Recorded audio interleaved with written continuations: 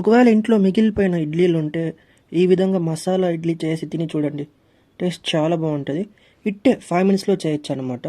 First ఒక ప్యాన్లో ఒక 2 స్పూన్లు ఆయిల్ యాడ్ చేసి బాగా హీట్ అయినాక కొద్దిగా జీలకర్ర, ఆవాలు యాడ్ చేసి బాగా సాట్ చేయండి. ఇప్పుడు ఒక 3 ఇడ్లీలు మీడియం క్యూబ్స్గా కట్ చేసి ఇందులో వేసుకోండి. ఆ తర్వాత ఒక పచ్చిమిరపకాయ సన్నగా తరిగి ఇందులో వేసి ఒక 2 మినిట్స్ మీడియం ఫ్లేమ్లోనే బాగా ఫ్రై చేయండి. ఒకవేళ ఆయిల్ తక్కువగా ఉంది అనిపిస్తే ఇంకొక స్పూన్ ఆయిల్ యాడ్ చేసుకొని బాగా ఫ్రై చేసుకోండి.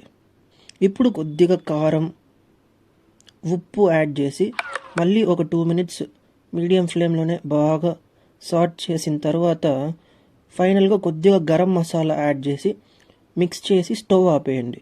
అంతే, టేస్టీ మసాలా ఇడ్లీలు తయారు. ఈ మసాలా ఇడ్లీ మీరు చట్నీ ఆర్ సాంబార్తో నంచుకొని తినచ్చు.